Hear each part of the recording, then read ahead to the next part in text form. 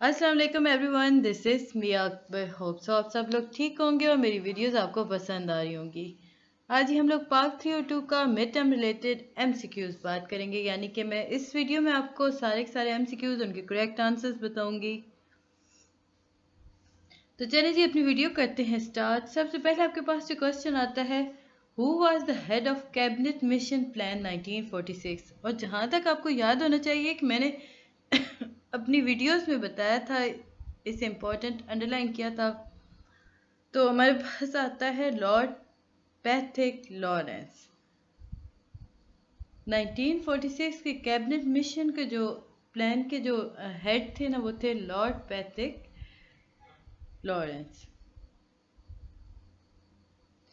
Next आपके पास आता है, in which continent were Aryan settle.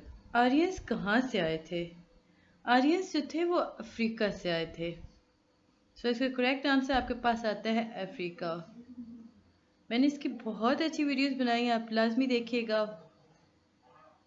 Indian ocean is situated on which side of Pakistan. तो इंडियन ओशन जो है वो नॉर्थ साइड पर है।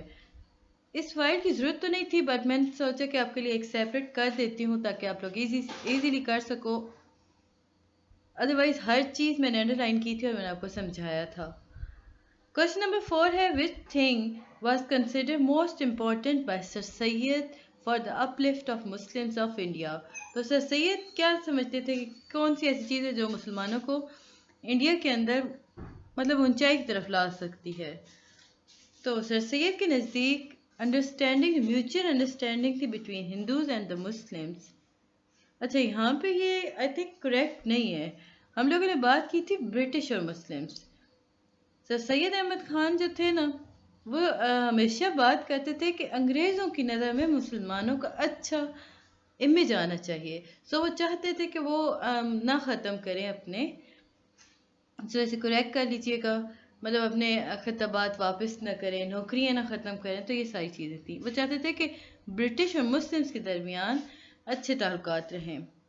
तो यहाँ पे उन्होंने कहा है कि ब्रिटिश और हिंदू और मुस्लिम्स के बारे में बात नहीं थी सैयद अहमद खान की। अगला आपके पास क्वेश्चन आता है, who was followed by the Khiljis. अब खिलजिस जो थे वो तुगलक खानदान से था, तो हम कह सकते हैं इसका आंसर हमारे पास आता है Tughlaq.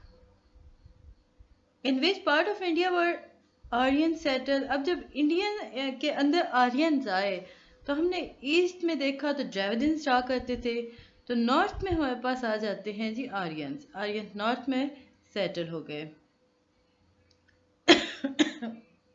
When were sir Syed Ahmad Khan born. Sir Syed Ahmad Khan कब पैदा हुए थे जी? 17 अक्टूबर 1817। इसका करेक्ट आंसर आपके पास। अगला क्वेश्चन है आपके पास जी कि विच is the lowest class in Hindu religion. अब अगर हम बात करते हैं लोएस्ट क्लास की, अब ये हमारे पास एक करेक्ट आपके पास समझ लें कि अगर क्वेश्चन आता है ना कि discuss the highest class of Hindu religion and discuss the या which is the lowest class, तो सबसे हाईएस्ट जो है वो ब्राह्मण्स होते हैं, सेकंड पे खस्त्रीस होते हैं, थर्ड पे विश्यास होते हैं और फोर्थ पे शूद्रस होते हैं। तो हमारे पास आता है जी इसका correct answer Shudras. When Mughal empire were establish. Mughal empire कब स्टार्ट हुआ था? ये होता है जी 1526 में। इसके करेक्ट आंसर है आपके पास 1526। When was the Mohammedan Anglo-Oriental College given the status of the university to in 1920? अगला आपके पास एमसीक्यूज आता है जी, for which city the war of 1857 started. तो वॉर ऑफ 1857 जो थी हम लोगों ने काफ़ी डिटेल में इसे डिस्कस किया था।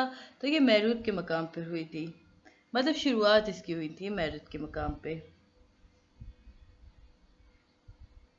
अगला आपके पास आता है जी क्विज में, मतलब एमसीक्यूज आप कह लो।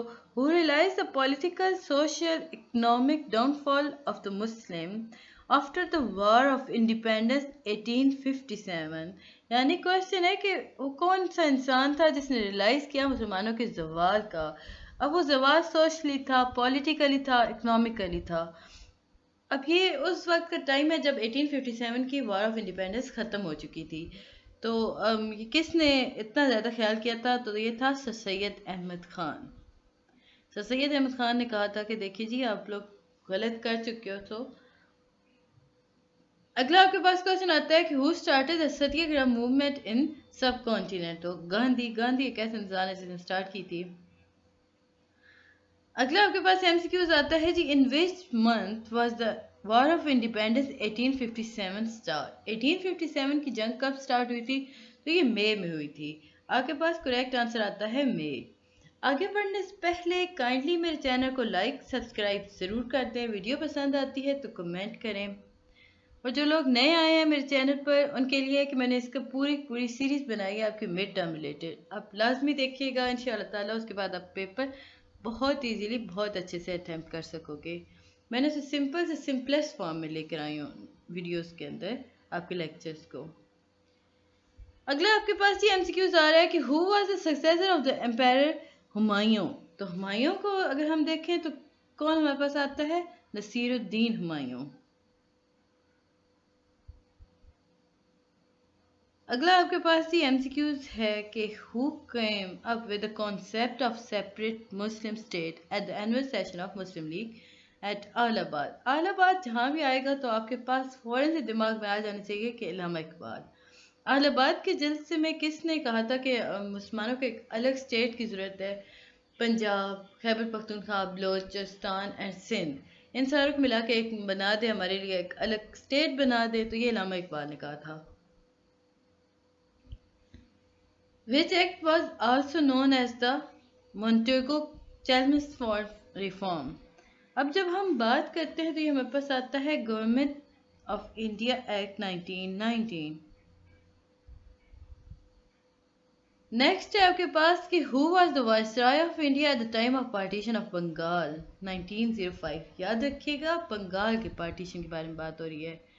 अगर सब कॉन्टिनेंट की बात हो रही होती तो हम कहते कि लॉर्ड माउंटबेटन थे, बट अब जब हम देखते हैं तो ये हमारे पास आता है लॉर्ड कर्जन।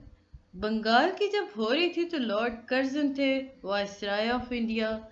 लेकिन अगर ऑन द अदर हैंड अगर कहा जाता है पार्टीशन ऑफ सब कॉन्टिनेंट तो आप बताओगे कि लॉर्ड माउंटबेटन थे। नेक्स्ट आपके पास एमसीक्यूज आ रहा है जी, who was the greatest empire of Mauryan empire. तो मेरियन एम्पायर का सबसे ग्रेटेस्ट कौन था? अशोका। अशोका जो था ये ग्रेटेस्ट बादशाह था। यूँ कह ले कि अशोका द ग्रेट था। तो ये था जी आपकी छोटी सी 30 आपके एमसीक्यूज की एक वीडियो है। मुझे उम्मीद है कि आपको पसंद भी आई होगी, समझ भी आई होगी, और आपको अंदाज़ा हो गया होगा कि जो चीज़ें मैंने इंपॉर्टेंट आपको बताई थी वो सारी आपके क्वेश्चंस में आती हैं। यानी कि मैंने जितनी भी अंडरलाइन की थी चीज़ें आपको डिस्कस करके बताई, उनके ट्रांसलेशन करके बताई, सिंपल से सिंपल फॉर्म में लेकर आई, वो सारी आपकी एमसीक्यूज में आ रही होती हैं। तो मुझे उम्मीद है कि आपको ये वीडियो पसंद आई होगी। मिलते हैं नेक्स्ट वीडियो में, तब तक के लिए अल्लाह हाफिज़।